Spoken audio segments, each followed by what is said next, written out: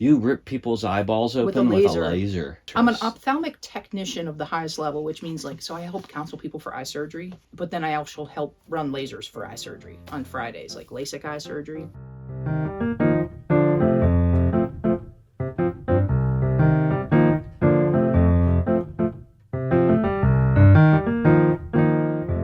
My dad was a musician, my mom was a musician, and I would sit, when I was like 5, 6 years old, I would sit and play piano for hours because it was just my thing. I didn't necessarily love taking lessons, but I loved playing piano. I went to Jackson High School, which is a very good music program. Mm-hmm. And then my band director was Tim DiStefano. He was the band director at Jackson for like 25 years. So the year that I was a senior, he decided he was done at Jackson.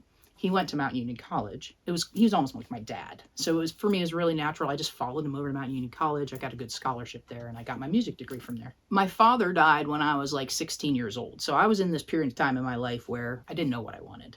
I went to college. I was good at being a student. I got easy straight A's, and I love music. So I got a music directing degree. I was immersed in music as a kid. My dad was a choir director. My mom was a singer. Every day there was music in my family from the time I was a little baby. I have a memory of myself at like age 4 sitting at the piano in my basement pretending I was playing music for people. So that's one of my earliest memories of myself and like being cognizant about music and how much it meant to me.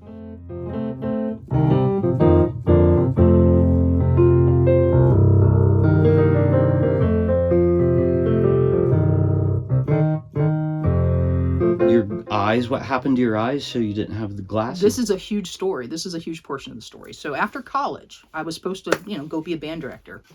So instead of becoming a teacher, I was approached to be in a national touring rock band because I didn't have anywhere else to go. I was like, yes, I'll embrace that opportunity, and I took it. But I moved to Colorado on a kind of a whim, but not, with this dude from Chicago who was one of the most amazing bassists I've ever met, and my drummer friend from Columbus. We moved to Colorado, and we all moved into this house together. 3 girlfriends, 3 dudes, me and my husband, 5 dogs, one gigantic house in Colorado. And we practiced every night for 4 hours. We started playing out 4 or 5 times a week locally, and then within a month or 2, we toured. 300 shows a year for 4 or 5 years. We traveled in a little van that we bought. We bought a trailer, and we slept in the van most of the time. This would have been 2003 to 2008. It was hard for me. It was a hard experience. It was the sex, drugs, rock and roll. Mm-hmm. They wanted that. I wanted a little bit of that, but I didn't want all that. And it was really, really hard on my husband. And while I was doing that, I was working front desk ophthalmology in Colorado. So they started teaching me to be a technician on the side. Basically a goldmine opportunity. I fell into this amazing career as an eye technician. So I'm working in this place, and boom, all of a sudden there's this opportunity that presents for free for me to fix my messed up eyes. I personally, we've had a conversation about God, right? So I'm agnostic. I personally think whatever there is out there, I try and give to the universe, and I feel like the universe gives it back to me. I understand the ripples still, though my back has broke the pill.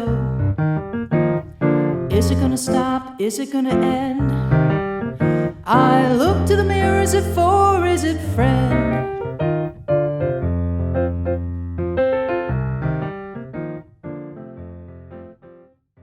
So I say Grimestone's been together about a year. We've been together about 2 years, but Nick Kopko's my drummer. Everybody knows Nick Kopko. My guitarist is Steve Miller.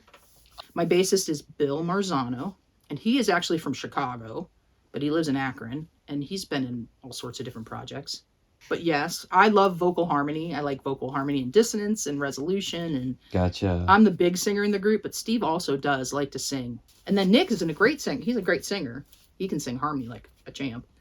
I started playing acoustic with Eric when I was like 15. So I play acoustic. I'm just not super great at it, but I do. I play drums, acoustic, bass. In Grimestone, I don't play guitar.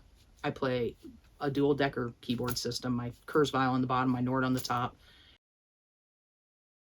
In fact, here's the story behind Slide. I've been playing Slide for a long time. It's a song from my early 20s, and every band I've ever played in has thought the song is really good. The audience has always liked it. But for me, there was always something missing with it. Like, it never felt like the band that was playing it understood it. I don't know what it was about it. And then Grimestone asked to play it, and they got it. They play it right.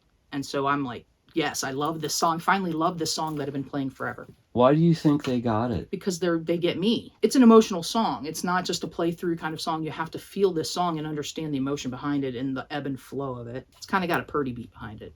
Bernard Purdy. Yeah. The Purdy Shuffle. Yeah.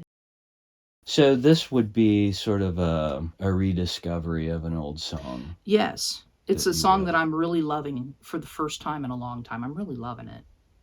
It's a kind of a two-part song. During the beginning part, yes, the keys provide the rhythm. And then during the second part, it's a little more free-flowy. The drums and bass provide more of the rhythm. But yeah, there's this driving overall rhythm of the I got piano it, yeah. that you'll hear from the beginning.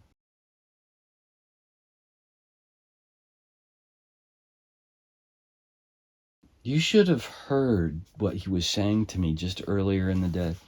Like, I drive this, like, pneumatic nail right into my thumb. It's bleeding everywhere. And he said, I got a splinter.